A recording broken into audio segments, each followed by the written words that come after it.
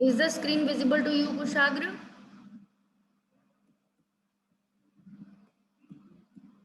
Okay. So phenylketonuria is an autosomal recessive disease, as you can see, and um, above that it is written about, some points are written about sickle cell anemia. It is also a autosomal recessive disease. So these both are autosomal recessive disease. That means what? Autosomes पे means present है।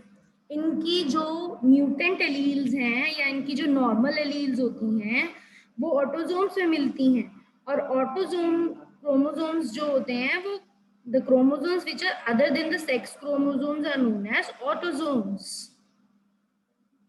So the gene which is found on the autosomes is only autosomal gene, and अगर उसमें कोई disorder होता है तो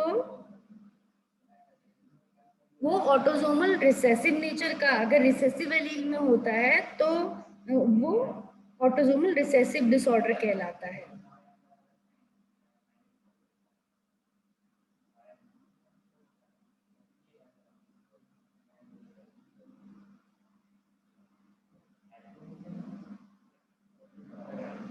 now sickle cell anaemia भी autosomal chromosome पे मिलती है. ट्रांसमिशन कैसे होता है? पेरेंट्स से ऑफस्प्रिंग में होता है. ये तभी हो सकता है जब both parents are carrier, because उसमें एक एक एलील एटलीस्ट क्या है दोनों पेरेंट्स में डिफेक्टिव वाली है, इसीलिए देर इज अ चांस कि वो डिजीज किस में आ जाएगी. अगर वो होमोजाइगस हो गई एलील दोनों की डिफेक्टिव वाली ऑफस्प्रिंग में होमोजाइगस हो गई, that will become a diseased individual. जैसे यहाँ पे दिख रहा है HB और सुपरस्क्रिप्ट S लगा दिया, यानी सिकल सेल वाली एडील है HBS.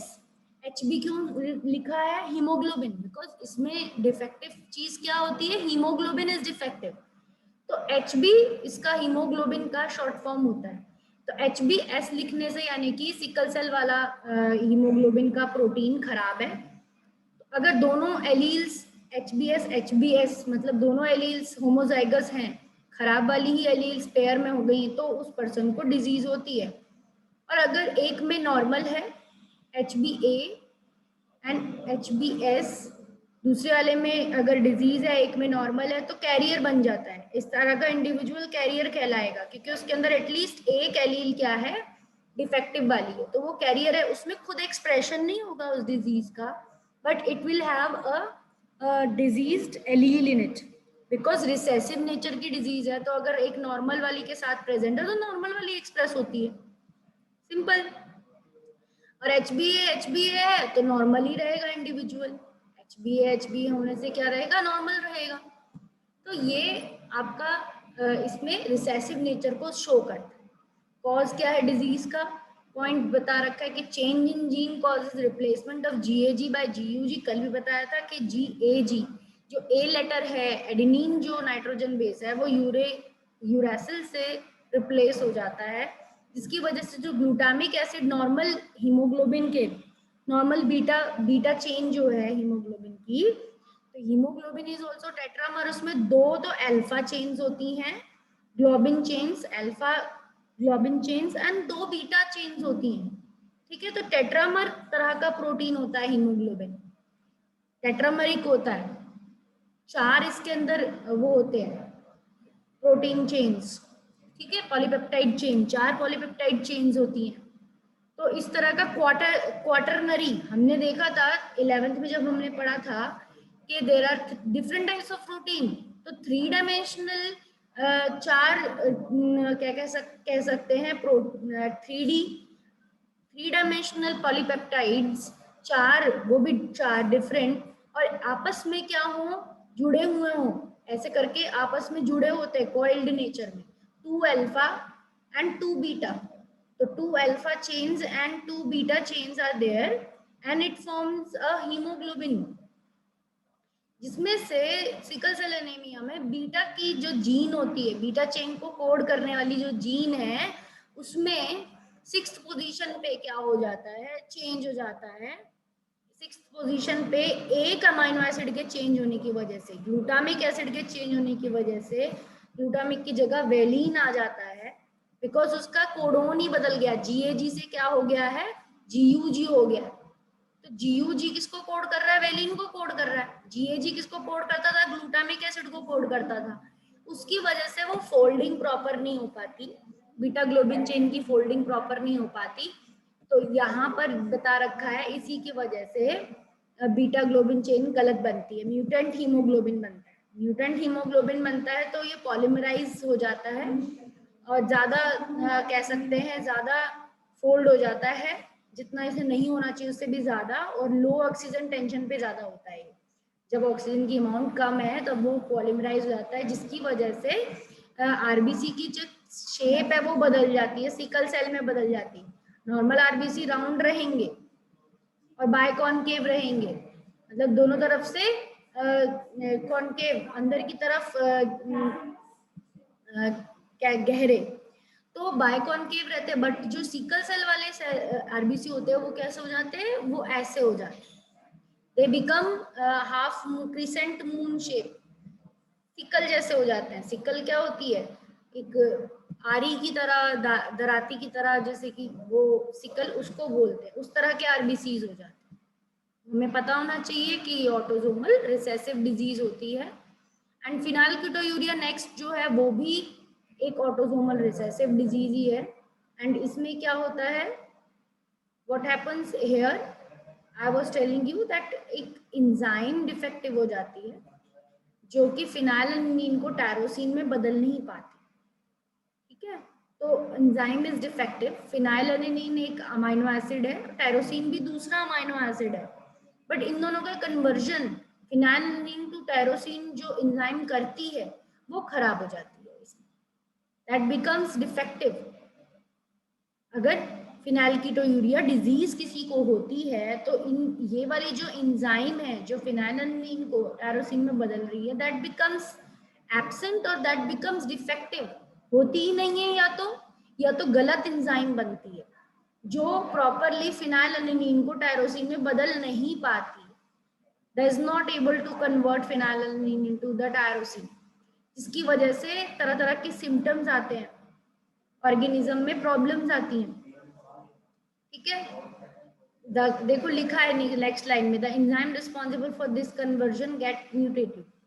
एंड इसके बाद क्या, फिनाइलएलानाइन अक्यूमुलेट्स, अगर वो कन्वर्ट नहीं होगा तो वो क्या होने लगेगा, इकट्ठा होने लगेगा। Then phenylalanine phenylpyruvic acid accumulates in the brain, phenylalanine का एक दूसरे फॉर्म में चेंज होके फिनाइल पायरुविक एसिड के फॉर्म में चेंज होके ब्रेन में भी इकट्ठा होने लगता है, इसकी वजह से मेंटल रिटार्डेशन नाम का सिम्टम आता है, दिमाग कमजोर होने लगता है। Phenyl pyruvic acid also get excreted in the urine since kidney poorly reabsorb it, kidney इस वाले स्ट्रक्चर को अच्छे से रीअब्सॉर्ब नहीं कर पाते, किडनी के नेफ्रॉन्स रीअब्सॉर्प्शन स्टेप नहीं हो पाता है फिनाइल पायरुविक, तो ये यूरिन में निकलता रहता है।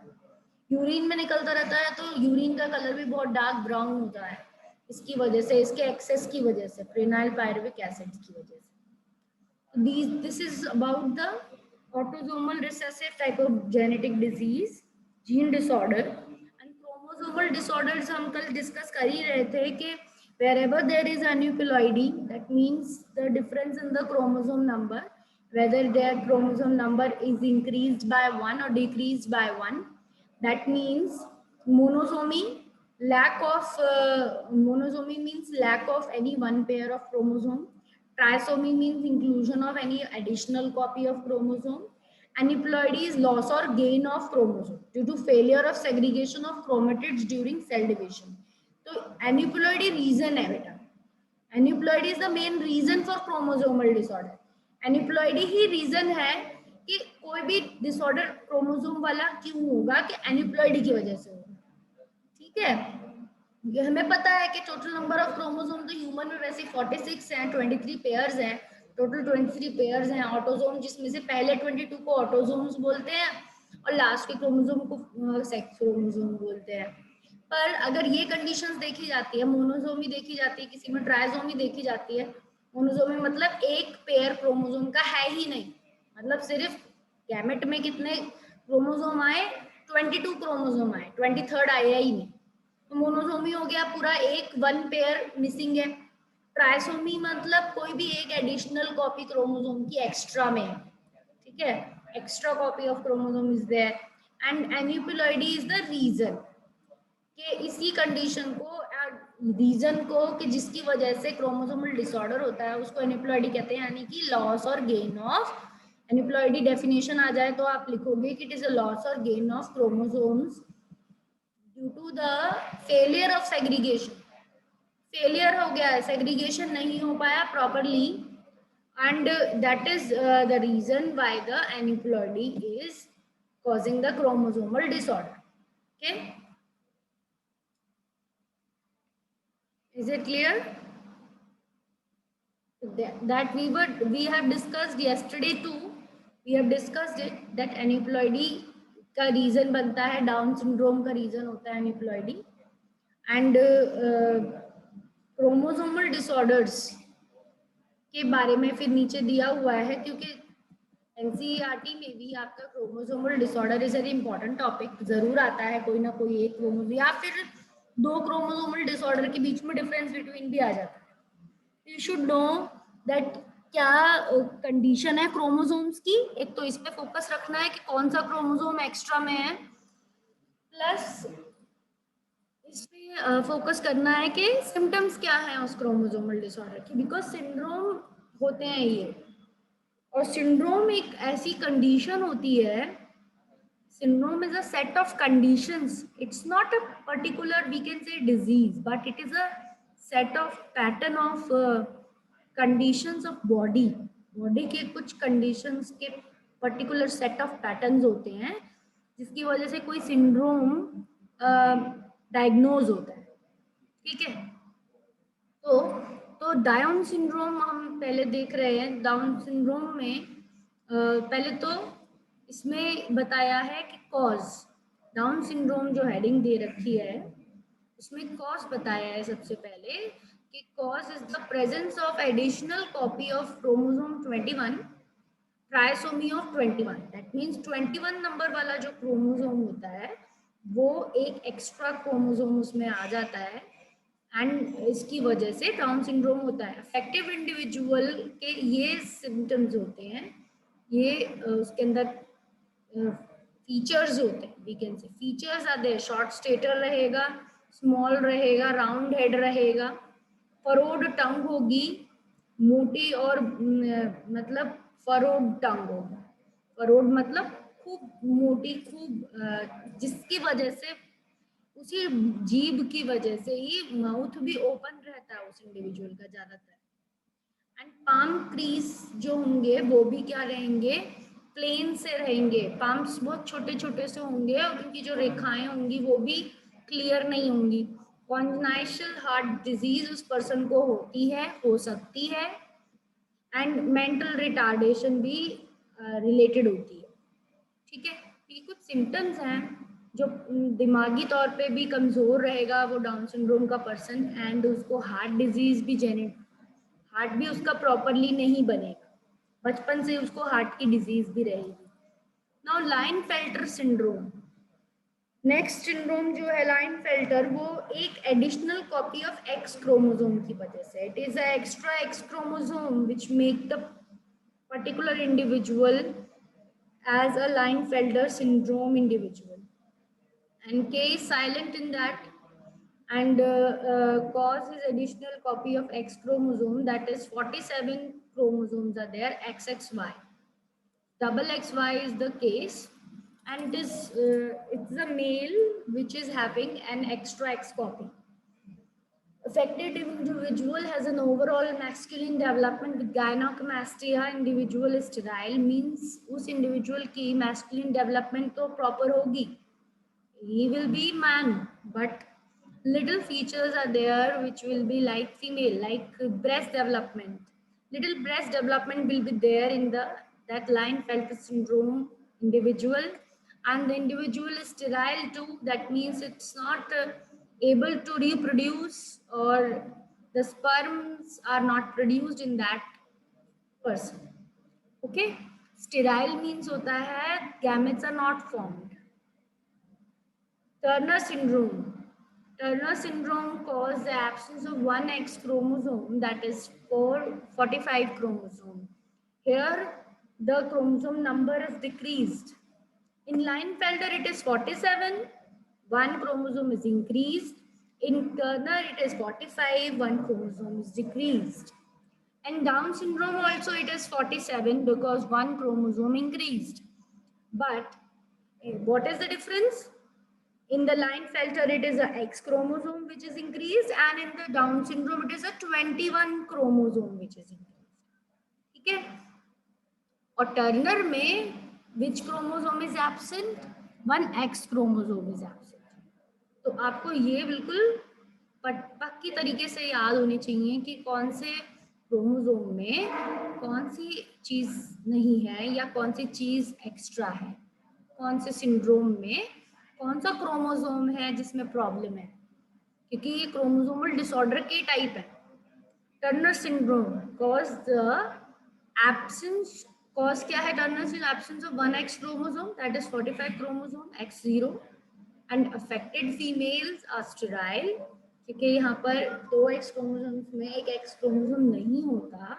ऐसी फीमेल क्या होती हैं? स्टेराइल होती हैं, मतलब वो भी एग नहीं बनाएंगी, उनकी ओवरीज प्रॉपर नहीं होती हैं, रूडिमेंट्री होती हैं. सेकेंडरी सेक्सुअल कैरेक्टरिस्टिक्स भी एब्सेंट होते हैं.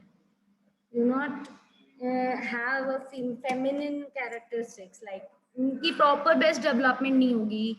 They don't have a proper physical features like females, and therefore we can say that these are the defects. There is some defect in the feminine development in the Turner syndromes, because X chromosome is anyhow responsible for the sexual characters, plus it is a sex chromosome, plus it is moreover related to the female sex, because Y chromosome is having testes determining factors, testes we can say forming structures are present on the Y chromosome.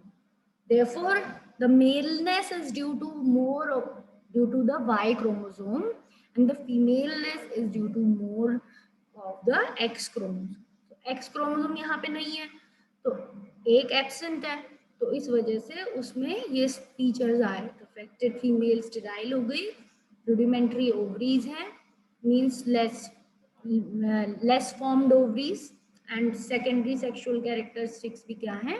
Absent है. ठीक है, यहाँ पर आपका ये chapter का last topic है, ये फिनिश हो गया है. यहाँ पर अभी हम क्या कर सकते हैं? We can do the NCERT question and answer discussion, and जो भी आपको अगर डाउट्स हैं वो भी आप अभी मुझसे पूछ सकते हो. जब हम क्वेश्चन आंसर डिस्कस करेंगे उससे भी आपको क्लियर हो जाएगा.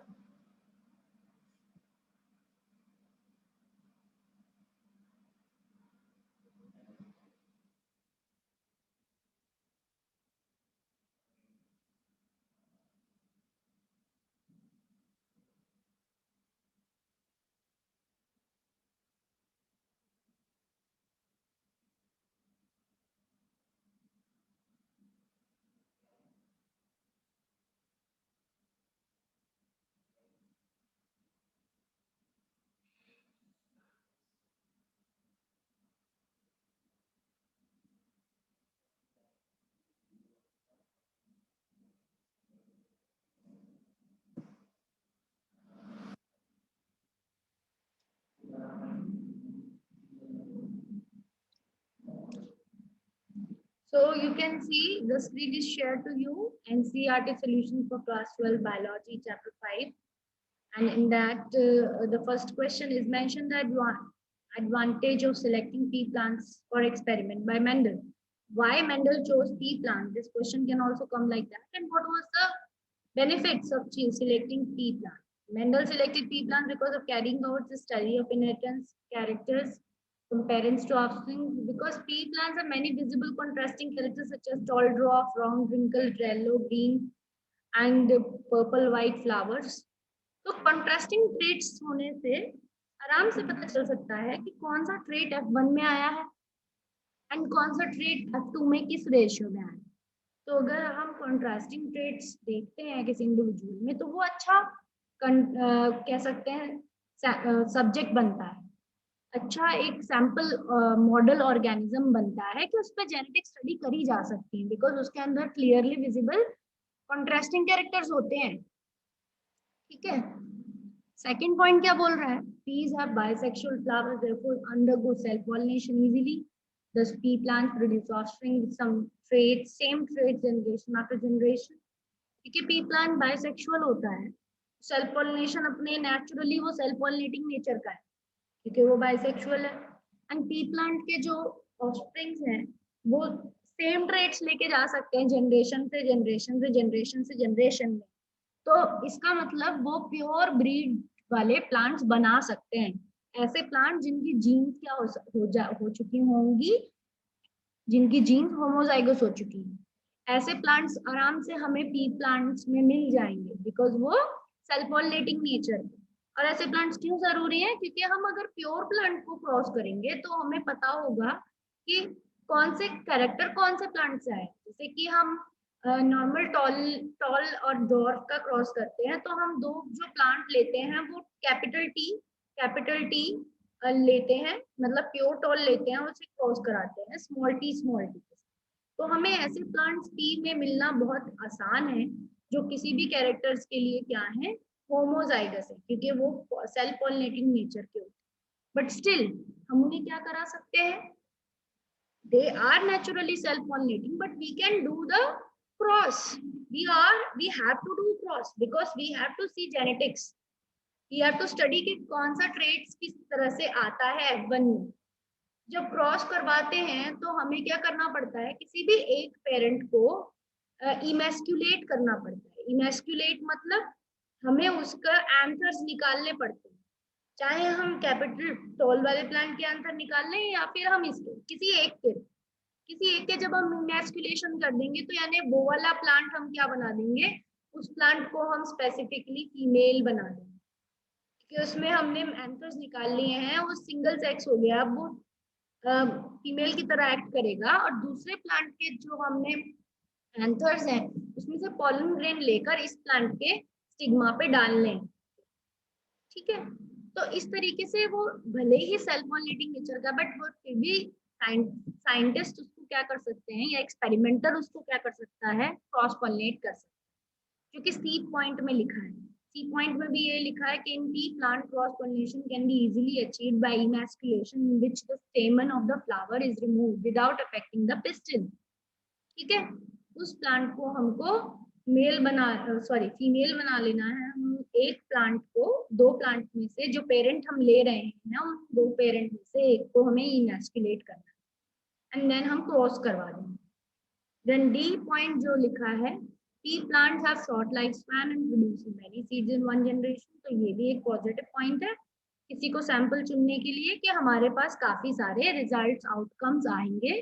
जब हमारे पास ज्यादा आउटकम्स आएंगे, मैनी सीड्स, हमें एक ही जनरेशन में बहुत सारे आउटकम्स मिलते हैं, तो हमारा जो चांस ऑफ एरर होता है वो कम हो जाता है बिकॉज हमारी जो कैलकुलेशंस होती हैं उनके अंदर कंसिस्टेंसी आ जाती है। अगर हमारे पास बार बार हमारे पास काफी होता है, मतलब सैंपल साइज बढ़ जाता है, अगर हमारा सैंपल साइज बढ़ जाता है तो हमारे जो एरर के चांस होते हैं कम हो जाते हैं। ठीक है, एंड पी प्लांट की शॉर्ट लाइफ स्पैन की वजह से जल्दी हम एक ही सीजन में कई बार क्रॉस करा के देख सकते हैं, रीचेक कर सकते हैं अपने रिजल्ट, कंकरेंट रीडिंग्स ले सकते हैं जैसे हम बाकी प्रैक्टिकल्स में लेते हैं। तो हमने सेम क्रॉस 3-4 बार करवाए हैं और सेम ही रिजल्ट्स हमको मिल रहे हैं, तो दैट मीन्स के rule is followed, particular rule is followed. ठीक है, नाउ सेकंड क्वेश्चन। तो first question was a simple one, it was just about के पीस क्यों सिलेक्ट करें। सेकंड क्वेश्चन में सिंपल डेफिनेशंस के बेसिस पे डिफरेंस बिटवीन करना है, डोमिनेंस और रिसेसिव को कैसे डिफरेंशिएट करोगे, होमोजाइगस और हेटेरोजाइगस को कैसे करोगे, मोनोहाइब्रिड और डायहाइब्रिड को कैसे डिफरेंशिएट करोगे। तो डोमिनेंस और रिसेसिव को कैसे करते हैं, दो एलील्स होती हैं हमेशा किसी भी एक जीन की, और जो एलील अपने आप को दूसरे के अल्टरनेटिव एलील के प्रेजेंस में अपने आप को एक्सप्रेस करे और दूसरी वाली को मास्क कर दे, तो वो वाली एलील क्या होती है? डोमिनेंट होती है. It is showing its own expression even in the presence of another different allele. ठीक है, that allele is known as dominant. And the one that is getting masked, that is not able to express itself, so that is a recessive. ठीक है, तो यहाँ पर भी definition में दिया है डोमिनेंट फैक्टर और allele express itself in the presence और एब्सेंस ऑफ अ रिसेसिव. ठीक है, अपने आप को उसे एनी हाउ उसको अपने आप को एक्सप्रेस करना ही है, चाहे उसके दूसरा वाला उसका सेम एलील हो चाहे डिफरेंट एलील हो, it is expressing itself. And recessive वाली क्या है? वो सिर्फ तभी एक्सप्रेस हो सकती है जब उसके पास दूसरी वाली डोमिनेंट ना हो, यानी उसकी जैसी ही दूसरी हो. तो रिसेसिव एलील तभी एक्सप्रेस होती है जब दोनों क्या हो? Small T small T. तो दोनों सिमिलर एलील के प्रेजेंस में ही रिसेसिव एलील एक्सप्रेस होती है. यहाँ पर एग्जांपल दिया tall plant, round seed, violet, ये सब क्या है? डोमिनेंट एलील्स के एग्जांपल है, dominant characters. Dwarf plant, wrinkled, white flower, ये क्या है? रिसेसिव एलील से कोड होते हैं. Homozygous, heterozygous on the basis of the condition of genotype के फॉर्म में ही होमोजाइगस और heterozygous. That means same alleles तो होमोजाइगस, डिफरेंट एलील्स तो हेटेरोजाइगस. ठीक है, तो लिखा हुआ है पॉइंट्स में, it contain two similar alleles, it contain two different alleles. Genotype for the homozygous possesses the dominant or recessive but never both the alleles. For example, capital R or small r. Genotype for heterozygous possesses both dominant and recessive. For example, R, capital R and small r. It produces only one type of gamete, produces two different kinds of gametes. Heterozygous है तो उसमें दो alleles है, तो वो तो different तरीके के गैमेट्स बनाएगी. मोनोहाइब्रिड और डायहाइब्रिड में डिफरेंस भी बहुत इजी है. मोनोहाइब्रिड में क्रॉस ऐसे पेरेंट्स के बीच में हो रहा है जो सिर्फ एक ही पेयर ऑफ कॉन्ट्रास्टिंग कैरेक्टर्स के बीच में डिफरेंट है. ठीक है, देन डायहाइब्रिड में दो पेयर ऑफ कैरेक्टर्स लेते हैं. मोनोहाइब्रिड में क्रॉस टॉल और डॉर्फ का एग्जांपल दे सकते हैं. डायहाइब्रिड में येलो, राउंड और रिंकल्ड ग्रीन सीड्स का एग्जांपल दे सकते हैं. Question: diploid organism is heterozygous for 4 loci. How many types of gametes can be produced? 4 loci के लिए, मतलब 4 लोकेशंस पे जो जीन है उस पे हेट्रोजाइगस है कोई ऑर्गेनिज्म, तो कितनी तरह के गैमेट्स बनाएगा? सिंपल सा फॉर्मूला होता है 2 raised to the power n. 2 raised to the power n का मतलब n मतलब होता है हेट्रोजाइगस लोकस. ठीक है, तो 2 raised to the power n में 2 raised to the power 4 हो जाएगा, तो जहां पर 16 गैमेट्स बन जाएंगे. ठीक है, 16 गैमेट्स बन जाएंगे. आप आराम से ऐसे बना सकते हो. और आंसर में कैसे लिखा है? Locus is a fix position on a chromosome which occupied by single और more genes. Heterozygous organisms generally single ही होती है, पर अगर बहुत क्लोजली लिंक्ड जीन्स हैं तो ज्यादा भी हो सकती हैं उस लोकस पे, but generally there are only one gene present. Heterozygous organisms, different alleles for an allelic pair. Hence, a diploid organism which is heterozygous has 4 loci will have 4 different contrasting characters at 4 different loci. And for example, if an organism is heterozygous at 4 loci with 4 characters, say A, B, B, C, D, D, then during meiosis it will segregate to form 8 separate gametes. तो meiosis के वक्त यहाँ पर एक chromosome बना दिया है red colour से 2 लाइन खींच दी और फिर उसके ऊपर 4 लोकस बना दिए हैं. ठीक है, 4 लोकस बना के ऐसे बीच बीच में लोकस मतलब लाइंस, छोटी छोटी सी लाइंस बना दी हैं और उस पर बोल दिया है कि यहाँ पर सबसे आगे ए जीन है, फिर बीच में बी जीन है, फिर सी जीन है, फिर डी है. तो एक क्रोमोसोम पे तो सारी डोमिनेंट वाली दिखा दी, दूसरे पे स्मॉल ए स्मॉल बी ऐसे दिखाया है. तो इस इंडिविजुअल का जीनोटाइप क्या बन गया? ये बना है capital A small a, capital B small b, capital C small D, capital D small d. अब इसके जब गैमेट्स बनेंगे तो ये कैसे बनाएंगे? 16 डिफरेंट गैमेट्स बनेंगे.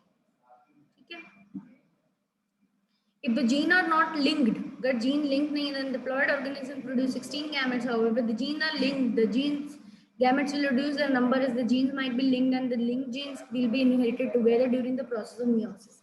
ये उन जीन्स की बात हो रही है अगर 4 जो जीन्स हैं वो लिंक्ड नहीं है तब 16 डिफरेंट क्रोमोसोम बनेंगे. बट अगर लिंक्ड होती हैं ये जीन्स आपस में तो फिर कम हो जाएगा क्रोमोसोम नंबर। लिंक्ड मतलब बहुत क्लोजली रिलेटेड हो, क्लोजली लोकेटेड हो, तो वो साथ में ही जाएंगी, they will go together.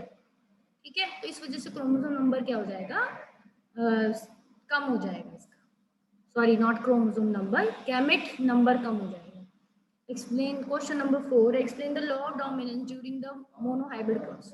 Law of dominance बताना है आपको मोनोहाइब्रिड क्रॉस के वक्त, तो आप आराम से बता सकते हो, Mendel's law of dominance state that dominant allele express itself in a monohybrid crossing suppresses the expression of recessive alleles.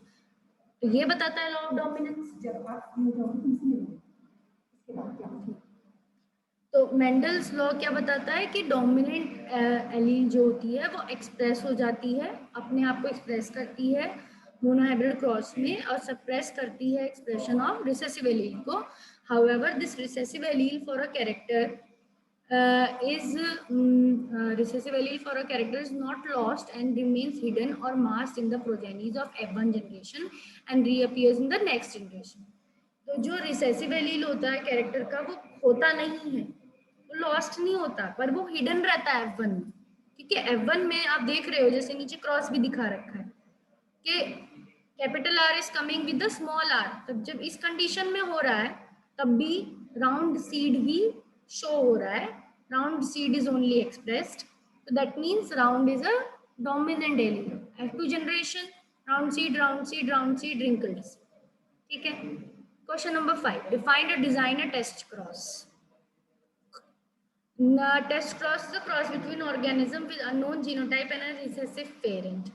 मतलब हमारे पास एक डोमिनेंट इंडिविजुअल है बट उसकी जीनोटाइप अननोन है, we don't know the genotype why it is showing a dominant character, but how to find that genotype, to find that genotype of dominant individual we have to cross it with a recessive parent। हमें recessive parent के साथ उसको other जो recessive individual है उसके साथ हमें cross करना पड़ेगा, उसकी वजह से हमें उसका जीनोटाइप पता चलता है। if the progenies produce a test cross show 50% dominant trait 50% recessive trait, then the unknown individual is heterozygous for a trait। on the other hand, if the progeny produced shows dominant trait, then the unknown individual is a homozygous for a trait।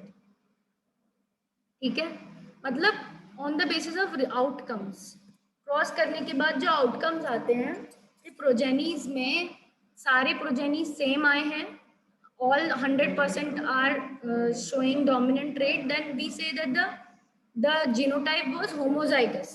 but अगर 50% dominant and 50% recessive आते हैं तो we say that the individual is a heterozygous। तो cross करा के हम ये बता सकते हैं।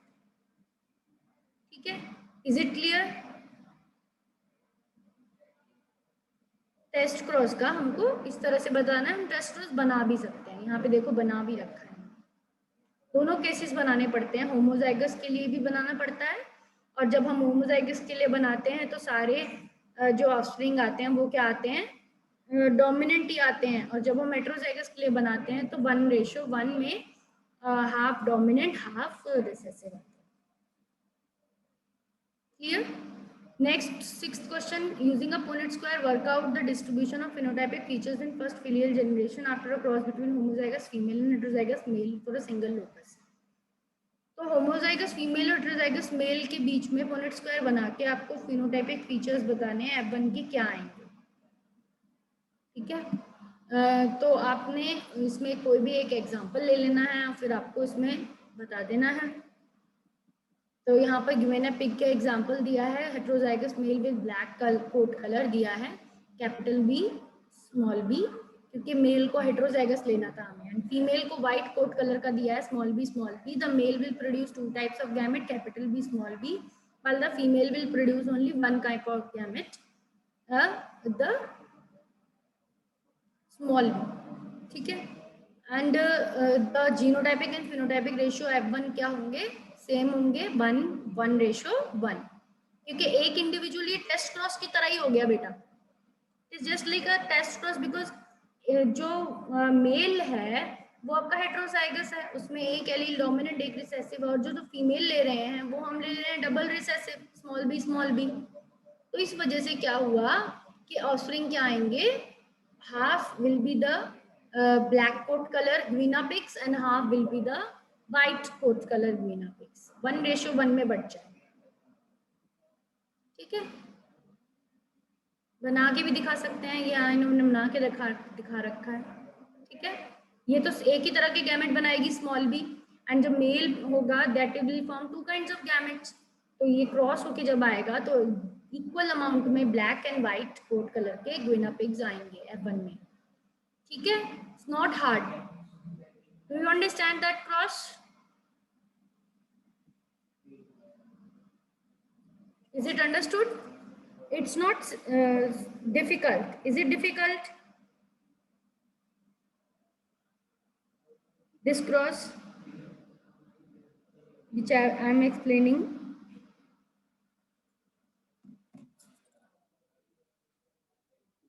Are you able to see this? Heterozygous male है capital B small b और homozygous female है small b। इन्होंने गैमेट्स बनाए। हेट्रोजाइगस ने 2 डिफरेंट तरह के गैमेट बनाए, होमोजाइगस ने सिमिलर गैमेट बनाए, एंड देन उनका क्रॉस हो गया है, एंड देन क्रॉस के बाद आउटकम्स आपको पुनेट स्क्वायर के अंदर दिख रहे हैं, and it is equal outcomes, black guinea pigs and the white. When a cross, question number 7, when a cross in the male made between tall plants and yellow seeds, look here, the genotype is also given. ठीक है, tall plant और yellow seed में cross हुआ, capital T small t capital Y small y, और tall plant green seed में हुआ, then what is the proportion of the phenotype in the offspring would be expected? Tall and green कितने आएंगे offspring में, और dwarf और green कितने आएंगे offspring? ठीक है, तो tall और green कितने आएंगे आप देख रहे हो, एक तो डोमिनेंट है, टॉलनेस वाला डोमिनेंट ट्रेट है, और ग्रीन आपका रिसेसिव ट्रेट है। तो जो मिक्स्ड वाला मैंने बताया था आपको, जो ऑर्डर रहता है वो 9:3:3:1 रहता है, जिसमें जो मिक्स्ड वाला कैरेक्टर होता है वो 3 नंबर में आता है। ठीक है, और डॉग ग्रीन का पूछा है तो दोनों ही रिसेसिव है, तो वो हमेशा 1 नंबर में आता है। तो ये तो सिंपल है कि जो आपका टॉल और ग्रीन है that will be 3 number in ratio, and the green and dwarf will be 1. Okay,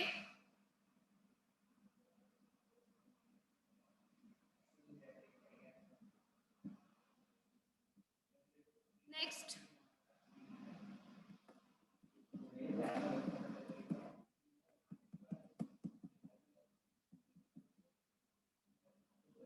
ये क्रॉस भी बना के दिखा दिया है।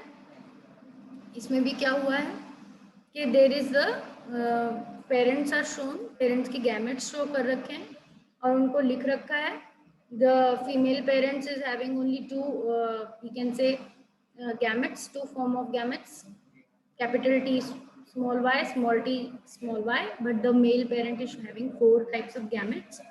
और फिर उनको क्रॉस करा तो हमें 3 और 1 करके वो फिनोटाइप आ गई। Next, question number 8. 2 heterozygous parents are crossed. If the 2 loci are linked, what would be the distribution of the phenotypic features in F1 generation for a dihybridization? 2 heterozygous parents हैं और दोनों लोकाइज पे वो क्या है, लिंक्ड है, तो F1 में क्या आएगा? The linkage is defined as a coexistence of 2 or more genes in the same chromosome. The genes are situated on the same chromosome, like close to each other, then they are inherited together and said to be linked genes. तो linkage का हमें पता ही है, एक ही chromosome पे मिलने वाली 2 gene जो बहुत पास पास लोकेटेड होती हैं वो साथ में ही इनहेरिट होती हैं, ये कहती है लिंकेज, क्योंकि वो क्रोमोसोम में बहुत पास पास है। For example, cross between yellow bodied and white eyed and wild type parent in the Drosophila will produce wild type and yellow white progenies. तो जब हमने क्रॉस करवाया येलो बॉडी और वाइट आई का वाइल्ड टाइप पेरेंट के साथ Drosophila में, तो उसकी जो प्रोजेनी आई wild type and yellow white progenies आई। It is because yellow body और वाइट आइड की जीन क्या है, लिंक्ड है, therefore they are inherited together. Progenies में भी वही आई जो पेरेंटल कॉम्बिनेशन थी। ठीक है, और ये क्रॉस बना के दिखा रखा है लिंकेज का क्रॉस। ठीक है, क्लोज लिंकेज वाला क्रॉस बना के दिखा रखा है, मतलब क्रॉस ए बना के दिखा रखा है कि जिसमें येलो वाइट बॉडी और वाइल्ड टाइप वाले मेल के साथ करवाया था, F1 बताया है, और F1 के बाद पेरेंटल 98.7% को बता रखा है और रिकॉम्बिनेंट्स 1.3%। तो लिंकेज का अगर क्वेश्चन आएगा तो आप इस तरह से क्रॉस बना के शो कर सकते हो। Is it okay?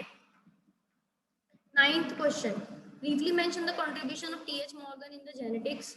मॉर्गन का क्या काम था, किसके ऊपर उसका काम था और उसने क्या डिस्कवर किया, ये सब आपको लिखना है इसमें। तो Morgan work was based on fruit flies, drosophila melanogaster. He performed chromosomal theory of inheritance, formulated, उसने chromosomal theory of inheritance को formulate किया because उसने experimentally उसे prove किया।